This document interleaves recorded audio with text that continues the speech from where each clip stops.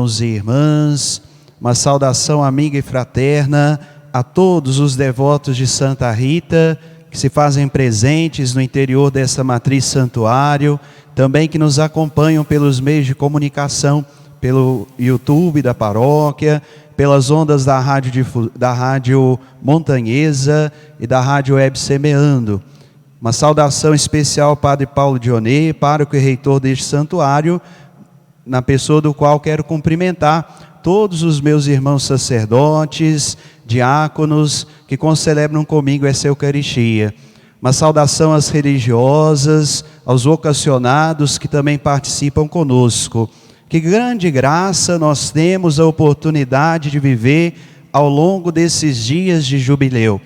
Por 2 anos vivíamos estes momentos de nossas casas, rezando na igreja doméstica, mas morrendo de saudades de estarmos aqui, unidos, reunidos, louvando e bendizendo a Deus, que é admirável nos seus santos e santas, e especialmente em Santa Rita de Cássia, a nossa amada padroeira. Viver o jubileu é viver um tempo de graças e de bênçãos, mas acima de tudo um tempo de encontro. Primeiro o encontro com Deus, que nos fala por sua palavra, que nos alimenta pela sua Eucaristia, para nos dar força, para que a gente possa realmente seguir o cotidiano da vida, apesar das dificuldades que porventura podem aparecer no nosso caminho. Mas é tempo também de encontro com os nossos irmãos e irmãs, é tempo de fraternidade, é tempo de fato de olharmos para os outros e reconhecermos que todos nós somos criados à imagem e semelhança de Deus. E esse jubileu, ele deve ser prolongado no dia a dia da nossa vida, porque a festa de Santa Rita vai chegando ao seu ponto conclusivo, mas é aí que começa a nossa missão. Tudo quanto meditamos ao longo desses dias, tudo que nós ouvimos e colhemos da palavra de Deus, deve nos levar a ser instrumentos de Deus aonde nós estivermos, dentro da nossa casa, na nossa comunidade de fé, no nosso emprego, também em todos os cantos, é ir e testemunhar Jesus Cristo, a quem Santa Rita tanto amava e dava testemunho de vida. Tem horas, irmãos e irmãs, que nós pensamos que para ser sinal de Deus, nós precisamos fazer muitas coisas diferentes, mas não é isso. Basta vivermos do jeito que Deus nos apresenta, porque como nos lembra um ditado popular, as palavras podem até nos emocionar, nos fazer chorar, mas é o testemunho que nos leva para frente. Deixemos, portanto, que a palavra de Deus molde o nosso coração e nos leve a ser, de fato, canais de Deus aonde nós estivermos. Esse jubileu tratou de um tema muito importante, que é uma prioridade para a nossa igreja.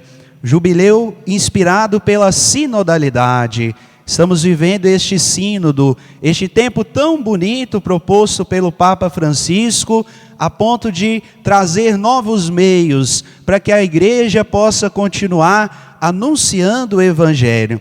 Trata-se, portanto, de caminhar juntos, é o significado da palavra sinodalidade, estar no mesmo caminho. Apesar das nossas diferenças, apesar de cada um ter a sua marca, somos todos irmãos.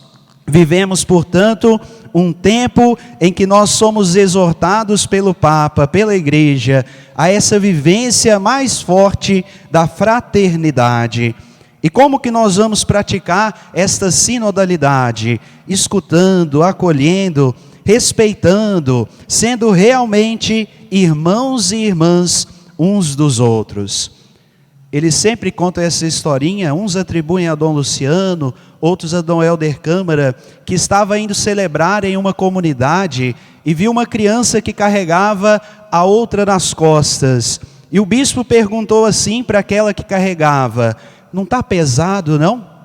E a resposta daquela criança marcou a vida daquele bispo, dizendo assim: ele é meu irmão. Se é irmão, não é peso. Se é irmão, é de fato um grande luzeiro, é de fato a bênção de Deus que deve ser carregado, não como um peso, mas como ouvimos na primeira leitura, sendo de fato suporte para que todos possamos caminhar. Mas em meio a tantas críticas que a igreja vem recebendo, é bom ter em mente algo que é muito importante. Nós não queremos mudar a igreja, mas nós queremos colaborar para que o Evangelho de Cristo seja difundido no coração das pessoas. Pensar novos meios, novas estratégias. E quando nós escutamos, nós realmente nos abrimos à ação do Espírito Santo. Nos lembrando que somos todos irmãos, fratelli tutti, somos todos irmãos uns dos outros e estamos juntos no seguimento a Jesus Cristo. E olha, irmãos e irmãs, a vida dos santos nos ensinam muito. E por mais que nós conheçamos a vida de Santa Rita, eu acho que 3 coisas nos ajudam a rezar nesta manhã. Primeiro, a sua base familiar. E aí permitam-me recordar alguns pontos da sua vida. Santa Rita nasceu em Roca Porena, a 5 quilômetros de Cássia, e era filha única de Antônio e Amata, que deram o melhor para sua filha, uma boa educação. Apesar de tudo que é próprio de um contexto familiar, as dificuldades, os sofrimentos, aqueles pais souberam educar a sua filha na fé. E isso é uma marca que deu força para que Rita pudesse seguir toda a sua vida como o próprio Cristo, que passou pelo mundo fazendo o bem. O seu nome é Marguerita, que significa pérola ou pedra preciosa. E de fato, os santos são pérolas na nossa igreja. São um grande tesouro que marcam a nossa vida de fé, especialmente Santa Rita de Cássia. E ela tinha um grande desejo no seu coração, que era de se consagrar inteiramente a Deus. Mas devido a um costume da época, aos 16 anos, ela se casou e constituiu uma família. E tinha uma vida de oração e de muitas virtudes. O exemplo que ela nutriu de seus pais a levou a ser de fato sinal de Deus, a abraçar a vocação familiar e aproveitando deste momento, deste estado de vida a qual ela estava vivendo para ser sinal de Deus. Portanto, irmãos e irmãs, Santa Rita nos ensina que a nossa família é a base de tudo. É com os nossos pais, os nossos parentes e amigos que nós aprendemos a seguir a Jesus Cristo. E são de fato o grande porto seguro que nos sustenta, que nos dá força e que nos leva realmente para frente. Portanto, amemos as nossas famílias, apesar de todas as dificuldades que podem existir no contexto familiar. E olha que de vez em quando a família é o lugar onde tem mais confusão, mas a família é o presente de Deus que nos é dado. Amemos as nossas famílias e vamos entender que pelo testemunho dela é que nós conseguimos realmente ser sinais de Deus no mundo. Mas ao mesmo tempo, o outro aspecto que me chama muito a atenção na vida da nossa padroeira é esse grande desejo de seguir a Jesus Cristo. Atraída pelo bom pastor, pelo Cristo, ela se esforçou para colocar em prática o Evangelho. Ela tentou traduzir na sua vida aquilo que ela ouvia e aprendia pela palavra de Deus, por meio de 3 atitudes que todos nós somos chamados a praticar, de modo especial no período da Quaresma: a oração, a penitência e a caridade. São meios que a igreja nos apresenta para que realmente nós possamos nos esvaziar de nós mesmos, nos esvaziarmos das coisas e termos os olhos fixos naquele que é a razão de tudo, nosso Senhor Jesus Cristo. E diante de uma grande provação, que era de ser aceita para dedicar a sua vida na ordem dos agostinianos, Rita nos ensina a ter confiança, a não desanimarmos obstante os desafios da vida, Pelo contrário, quanto mais ela sofria estes tormentos, mais ela confiava em Deus, mais ela invocava os seus santos de proteção, mais ela ia conformando a sua vida à vontade do Senhor. E quando nós esperamos em Deus, quando nós confiamos na sua palavra, o milagre acontece. Nós vemos Rita, que tinha o seu grande refúgio, que era o próprio Cristo, a rocha firme da nossa fé. Portanto, diante dos desafios, dos sofrimentos, das graças que nós suplicamos ao Senhor, vamos entender que Deus tem o seu tempo. Deus nunca nos abandona, Deus nunca se esquece de nós. Pelo contrário, tem hora que Ele permite que a gente passe por certas situações para que a gente possa amadurecer a nossa fé, para que a gente possa realmente, confiando nele, seguirmos os seus passos e sermos bons discípulos de Jesus Cristo. Rita já era uma esposa santa, já foi uma viúva santa, mas ela se tornou uma religiosa exemplar. Quanto mais nós confiamos em Deus, mais graças são derramadas na nossa vida. Não no nosso tempo, mas no tempo de Deus. Tenhamos, portanto, confiança. Nos entreguemos nas mãos de Deus, inspirados por aquilo que nos diz Maria Santíssima. Que nós somos os servos do Senhor. Que em nós seja feita não a vontade nossa, os nossos desejos, mas os desejos daquele que nos criou, que nos amou e que nos conduz neste mundo. E aí, irmãos e irmãs, algo que marca a vida de Santa Rita foi uma forte experiência de oração que ela fez. Rita pedia a Deus a graça de participar dos sofrimentos de Cristo. E nos diz a história que, olhando para o crucifixo, a imagem de Santa Rita sempre é representada carregando o sinal da cruz. Nós vemos um espinho que da coroa de Jesus lhe dá um estigma, lhe dá uma chaga.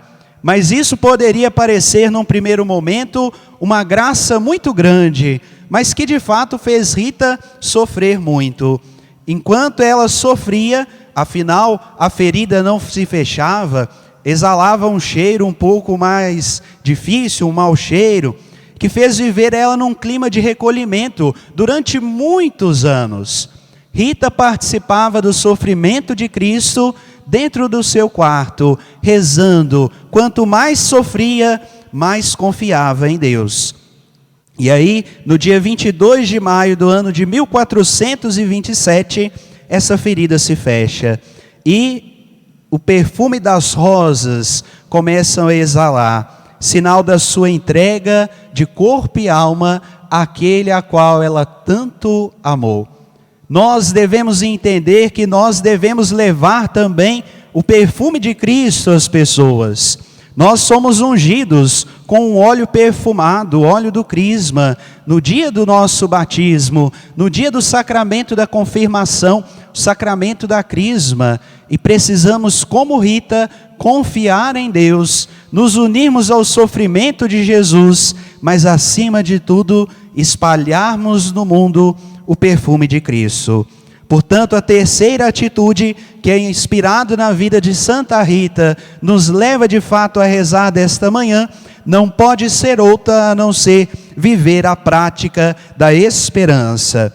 Aprendamos, portanto, com Santa Rita, que diante os desafios e sofrimentos da vida, precisamos esperar em Deus, precisamos confiar naquele que nos criou a sua imagem e semelhança, naquele que nos dá forças para que realmente nós possamos caminhar. Não vamos nos desesperar diante dos sofrimentos que porventura aparecem no nosso caminho, mas a exemplo dela, vamos intensificar a nossa confiança em Deus, rezarmos mais e deixarmos que Ele conduza a nossa vida. É por isso que nós invocamos Santa Rita como a santa dos impossíveis, diante das graças que muitas vezes nós suplicamos e que no tempo de Deus nós humanamente achamos que está demorando. Que Santa Rita nos seja um modelo de que Deus cuida de amor e carinho com a humanidade que ele teve. Que possamos entregar a nossa vida e aprender com Santa Rita a amar e aprender com as nossas famílias. Que possamos seguir a Jesus Cristo, mas acima de tudo, esperar e confiar sempre em Deus. E queria terminar esta meditação voltando os nossos olhos à palavra de Deus que nos foi proclamada, os textos que foram proclamados na liturgia da palavra. Na primeira leitura, nós vemos Paulo que, mesmo preso, quer suscitar a fé da comunidade dos colossenses. E ele faz um grande convite àquela comunidade, que todos possam saber que somos amados por Deus, por um amor que não passa, um amor fiel. Às vezes, falar de amor nos dias de hoje se torna uma palavra um pouco desgastada, uma palavra que se tornou clichê, dita da boca para fora e não com o coração. A nós que estamos neste caminho de seguimento a Jesus Cristo, só nos resta corresponder a este amor e nos revestirmos dos mesmos sentimentos que estavam no coração de Deus. Ser discípulo é ser reflexo de Deus. Ser seguidor de Jesus é de fato trazer em nós aquilo que Jesus Cristo de fato pedia que todos pudessem praticar. É por isso que nós ouvimos Paulo que exorta para que eles possam viver a misericórdia, a bondade, a mansidão, a humildade e a paciência. Todas essas coisas que nos dias de hoje nós precisamos também praticar dentro do nosso coração, dentro da nossa casa, aonde nós estivermos. Devemos ser sempre suporte na vida do irmão. Porque quando Paulo fala assim, suportai-vos uns aos outros, ele não está falando de tolerar, de aguentar, mas de dar as mãos, de viver esta sinodalidade e ajudarmos para que todos possam ter, como o Cristo, vida e vida em abundância.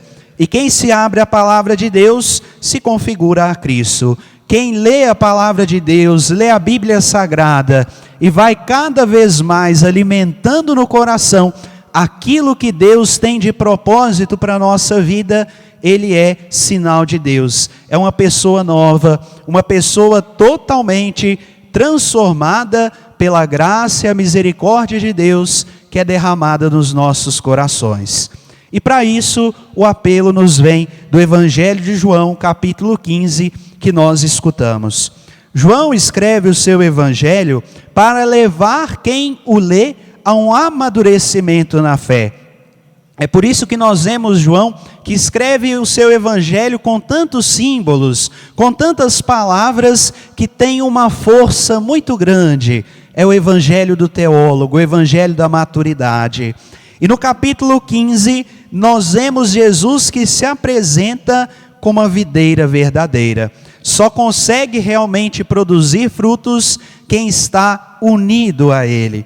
E aí vem uma palavrinha que é muito importante: permanecer junto de Jesus.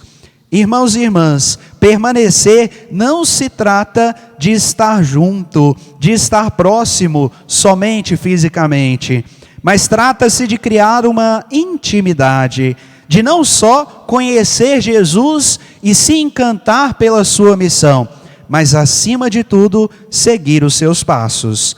Que nós que estamos aqui neste santuário e rezando também de casa, possamos nutrir em nós esta seiva de Cristo, que nos dá ânimo e força para seguir o nosso caminho. Sem Jesus Cristo, nós não conseguimos caminhar. Então, irmãos e irmãs, diante de tudo isso que nós meditamos, confiemos em Deus, permaneçamos unidos a Ele, e a exemplo de Santa Rita de Cássia, nossa amada padroeira, vamos seguir o nosso caminho, como o Cristo, fazendo sempre o bem. Que Ele nos dê esta graça, e que no instante de silêncio, deixemos que essa palavra caia no terreno do nosso coração, para produzir muitos frutos em prol de Jesus e também da nossa igreja.